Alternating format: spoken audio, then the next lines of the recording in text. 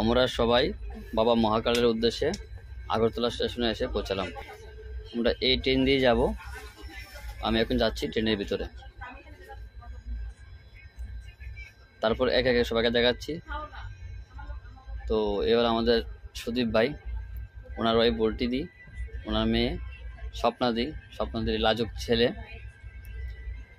স্বপ্নাদির অন্য এক ছেলে শুভ্রদীপ, তারপর হচ্ছে আমাদের হিরো ভাই রাজেশ, আমাদের মেশো, আর স্বয়ং মহাদেব বসে আছে এখানে, আর হচ্ছে প্ল্যানিংয়ের মেন মাস্টার বিভাস, আবার সুদীপ আমার সঙ্গে এখানে, আর হচ্ছে শুভমের বন্ধু, এই তো শুভম। তো ওইখানে ওরা দুই ভাই মিলে তাস খেলছে। কি করবে, সময় তো কাটাতে হবে। দারুণই খেলছে দুই ভাই মিলে তাস খেলা, এই প্রথম দেখলাম, খুব ভালো লাগলো দেখে। এবার খাবার পালা, ভেজ বিরিয়ানি সঙ্গে পনির, দারুণ খেয়েছি। স্বপ্নাদি খাইয়েছে আজকে আমাদেরকে, তো দারুণ হলো খাবার দাবার। এখন শুভ্রদীপ খাচ্ছে, দেখো এই দেখো সুন্দর করে খাচ্ছে, দারুণ ছেলে, খাবার সিস্টেমে খুব ভালো। বিছানা রেডি করলাম আস্তে আস্তে, ঘুমাতে হবে তো। তো আপনাদের সবাইকে দেখাচ্ছি বাকিদের বিছানাগুলা বা ওরা কী করছে। এই হচ্ছে শুভমের বিছানা, এদিকে এই মেসমশাই ঘুমিয়ে আছে, উনি ঘুমিয়ে গেছে অলরেডি।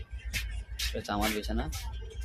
যাই হোক, সকাল হয়ে গেল, ভোর হয়ে গেল। ভোরের দৃশ্য দেখুন, দেখে মনে হচ্ছে কুয়াশায় ভরপুর, ঠান্ডা কাল মনে হচ্ছে।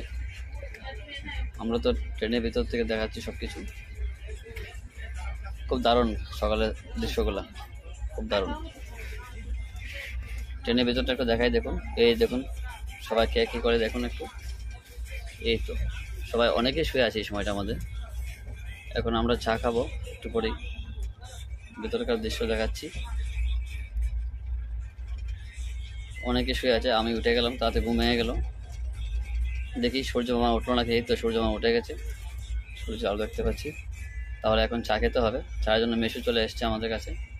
এই তো আমি কফি খেলাম, অ্যাকচুয়ালি খাইয়েছি মেশু। এই যে মেশু টাকা দিচ্ছে, মেশু নিল লিখার চা, আর এদিকে রাজ্যের সাথে আমি কফি খেলাম।